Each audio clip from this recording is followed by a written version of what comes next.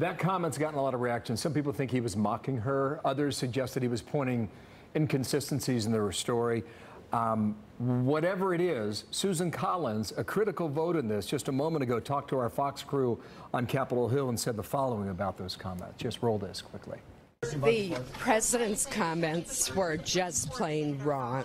It was that simple and that short. Your reaction on that, Kellyanne? Were they wrong? Were they unnecessary? What is the position on that? Bill, since the accuser was revealed in the Washington Post story some 17 days ago, everybody, including this White House, this president, the Senate Judiciary Committee, obviously the mainstream media, has been incredibly accommodating to her wish to testify, to giving her the space and the deference that she needed to do so. She provided her testimony. She still has no corroboration for her testimony. There are still no evidence, no witnesses that have confirmed, as far as we know. Now, an expanded FBI investigation. We at the White House are not micromanaging this process. We have allowed, we have said, sure, if the Senate Judiciary Committee wants to have the FBI investigate a little bit farther, then they're doing that. We are not managing the scope, the witnesses, anything like that. At the same time, the president is pointing out factual inconsistencies. By Ford's own testimony, there are gaps in her memory. There are facts that she cannot remember, how she got home, how she got there, where the house was, what the date was. If those who are pretending that they want to find the truth don't fess up and say, but we can't find the truth when she doesn't know all the facts. That is part of the testimony that she put in under sworn statements. And look, delay has not been a friend to her either. You have people from her life coming forward now wanting to say things. You have the revelation by Senator Hatch that perhaps Dr. Ford's own attorneys may have violated a standard under the ABA in not providing her the option that the Senate Judiciary Committee Republicans offered her, which is to testify privately in California. They would have gone to her. She didn't have to come to them. But then there wouldn't have been cameras. Then their attorneys wouldn't have had their moment in the spotlight. So there are many different, I think, satellites floating around the core issue here, which is, should Brett Kavanaugh be confirmed to the United States Supreme Court as the nominee? So far this week, we're talking about beer and ice.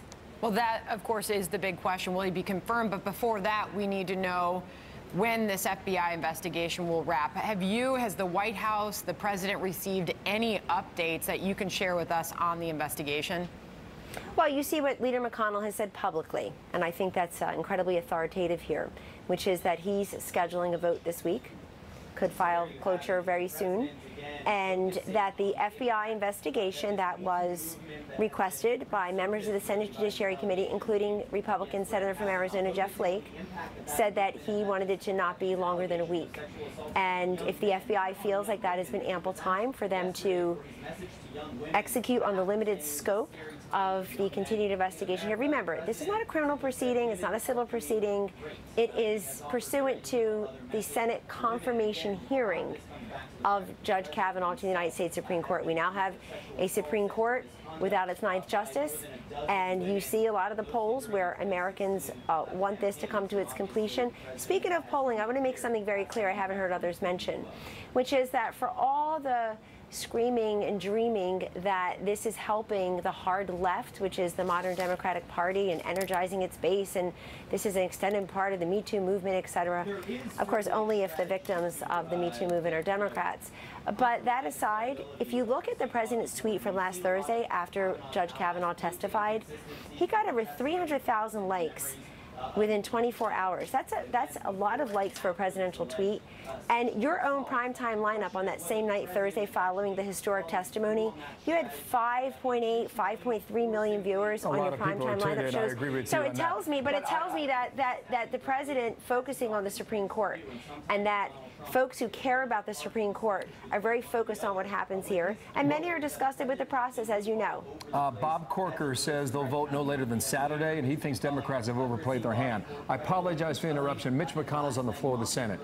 Hang on a moment. Maybe we'll come back to you, okay, Kellyanne?